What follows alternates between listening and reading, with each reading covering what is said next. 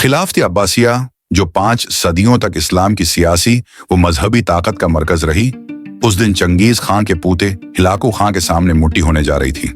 लेकिन यह सब सिर्फ है, एक जंग नहीं थी। इसके पीछे मजहबी फरेब, खफिया एजेंट, अंदरूनी गद्दारी और सबसे बढ़कर एतमाद की मौत छिपी हुई थी। खिलाफत अब्बासिया एक ख्वाब जो कभी हकीकत था। खिलाफत अब्बासिया 750 एडी में कायम हुई थी। बगदाद को इल्म, फलसफा, साइंस, तब, अदब और तहजीब का मरकज बनाया गया। बीत इल हक में मसाजिद, कुतब खाने, यूनिवर्सिटियां और बीनुल अक़वामी राब्ते इस खिलाफत की शान थे। लेकिन 1200 के बाद खुलफा आराम तलब, वज़रा साजिशी और उलमा गुलाम बन गए। अंदर से खोखला निज़ाम सिर्फ खूल बन चुका था। हिस्सा सौम, चंगेज खां, एक तूफान जो तारीख का रख मोड़ गया।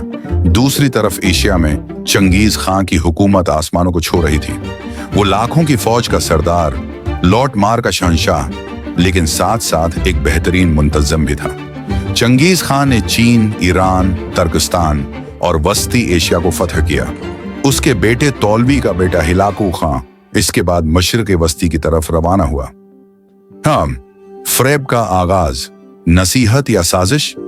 हिलाकू ने पैगाम भेजा, ऐ खलीफा, हम आपसे जंग नहीं चाहते, हमें सिर्फ कुछ इलाके दे दें ताकि हम शाम की तरफ जा सकें। खलीफा अल-मुस्तासिम बल्ला ने अपनी खुशफहमी और गलत मुशीरों की बातों में आकर कोई तैयारी न कमजोर समझा और अपने दरबारियों के बहकाने में आ गया, जबकि हिलाकू खामोशी से लश्कर तैयार कर रहा था।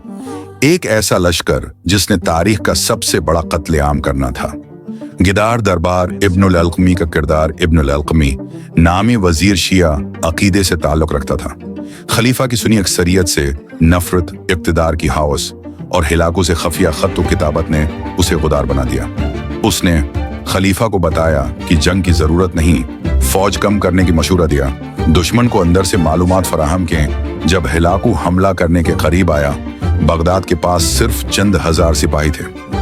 क़ियामत का दिन 10 फरवरी 558 हिलाकू ने बगदाद का मुहासरा कर लिया। सिर्फ 12 दिनों में शहर की दीवारें तोड़ दी गईं। लाखों बेगुनाहों को कत्ल कर दिया गया। न बच्चे, न बूढ़े औरतों की इस्मतें पामाल इल्मा और फजला के सिर नेजों पर किताबों को दरियाए दजला में फेंका गया।